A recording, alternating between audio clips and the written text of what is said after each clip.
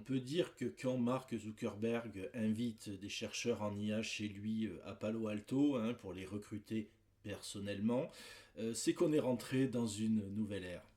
Bonjour et bienvenue sur le podcast de l'agence ToNet Création.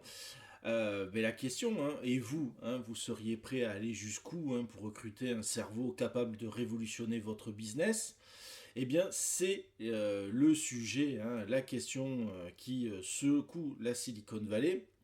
Il y a des primes à plus de 100 millions de dollars, des labos secrets, des agents reçus chez Mark Zuckerberg. Alors on n'est pas dans un James Bond, mais on est quand même bien loin de la recherche académique. C'est vraiment une guerre des cerveaux dans l'intelligence artificielle qui se passe aujourd'hui. Alors pourquoi on en parle? Eh bien c'est que depuis quelques semaines, il y a vraiment une lutte acharnée entre Meta et OpenAI. L'objectif, bien sûr, c'est d'attirer à tout prix les meilleurs chercheurs en IA. Meta vient de frapper vraiment un grand coup, puisque 8 chercheurs débauchés ont été débauchés de chez OpenAI en une semaine, dont 3 venaient tout juste d'un nouveau labo à Zurich. Le patron de la recherche d'OpenAI, Mark Shane, on en a déjà parlé de lui dans d'autres podcasts, a même parlé de cambriolage intellectuel. Et vous vous en doutez bien, il y a beaucoup de messages en interne d'OpenAI, d'alerte qui se sont multipliés en disant si on vous fait des offres folles, dites-leur de faire marche arrière. En parallèle, Sam Altman accuse Meta d'offrir jusqu'à 100 millions de dollars de primes à la signature. Meta, bien sûr, dément, mais bon, la guerre, elle est bien là. Alors vous allez me dire pourquoi une telle surenchère? Bien parce que l'IA générative, c'est plus un gadget, c'est vraiment un levier stratégique, que ça aille des assistants IA, du contenu personnalisé, de la pub personnalisée, et demain de l'AGI.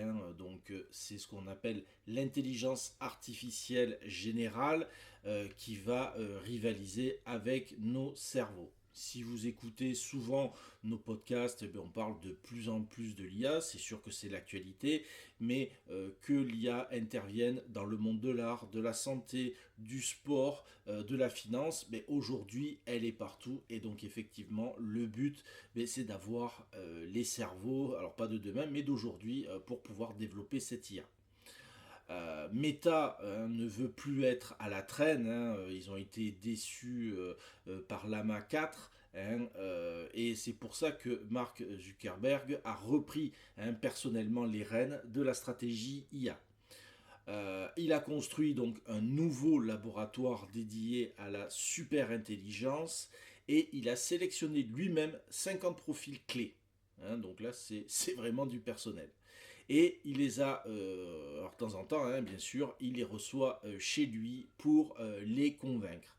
Il faut imaginer un petit peu sa maison de Palo Alto, c'est vraiment un manoir contemporain à plusieurs millions de dollars, qui a été construit dans un lieu assez discret, mais vraiment très impressionnant. Si vous pouvez, il y a des vidéos et des photos disponibles sur Internet, avec des baies vitrées sécurisées, des murs couverts d'écran, des serveurs privés en sous-sol, vraiment dans un environnement bien sûr ultra connecté qui impressionne autant qu'il séduit n'importe quel chercheur d'IA.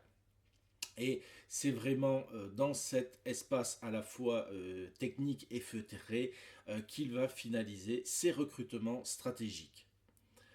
Cerise sur le gâteau, il a recruté Alexandre Wang, qui était le patron de Scale AI, par rapport à un chèque quand même de plus de 14,3 milliards de dollars.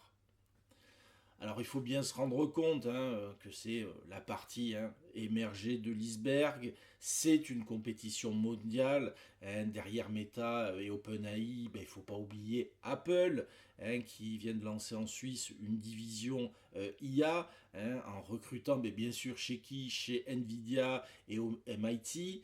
Il y a Amazon qui a racheté la start-up française LightOn. Il y a Elon Musk, dont le labo XAI propose des salaires à 1 million d'euros par an. Voilà, et bien sûr, OpenAI, qui, là vous avez dû déjà le suivre dans nos podcasts, qui s'est associé avec des banques japonaises pour renforcer sa présence en Asie et se développer dans le monde de la finance. Au final, ben, quand même, on va être un peu chauvin, on va parler en Europe, on va parler de Mistral AI, ben, qui a réussi à faire revenir des chercheurs de Stanford avec un modèle open source ambitieux. Ça, c'est un autre sujet, effectivement, de la fuite des cerveaux aux États-Unis vers l'Europe et vers d'autres pays dans le monde. Alors, quoi penser? Ben oui, effectivement, on assiste à une redéfinition de la course à l'innovation. Ce ne sont plus les idées qui manquent, mais les cerveaux capables de les concrétiser. Donc cette guerre des talents révèle aussi un autre enjeu, créer une culture de collaboration, parce que malgré la pression, les salaires mirobolants et les égos démesurés, il faut être clair, c'est bien beau d'avoir les meilleurs cerveaux. Si on n'est pas capable de les faire collaborer, travailler ensemble sur des sujets, ça va être compliqué. Si vous avez vu par exemple le film Oppenheimer, vous avez vu que par exemple une des problématiques à gérer, ce sont les égos des différents chercheurs dans cette course de la bombe atomique. C'est exactement la même chose que devront lever comme défi ces sociétés-là si elles veulent faire travailler ces cerveaux-là ensemble. Alors, ici, chez Tounet Création, on garde un œil attentif là-dessus. Pourquoi? Parce que ce qui se joue à Palo Alto aujourd'hui va redéfinir nos outils de demain, que ce soit les moteurs, les interfaces, le contenu, le SEO. Ça va être notre façon d'interagir avec le web qui va changer. Je vous remercie de m'avoir écouté. Est-ce que vous êtes dans la tech, le recrutement ou l'IA? Partagez vos impressions dans les commentaires. On les lit toujours. Est-ce que cette guerre des talents, elle va être durable selon vous, ou c'est juste un pic et ça va se calmer? Si cet épisode vous a plu, partagez-le, commentez-le, le petit pouce qui fait du bien, abonnez-vous pour suivre notre veille stratégique autour du numérique et de l'IA. Et je vous dis à très bientôt.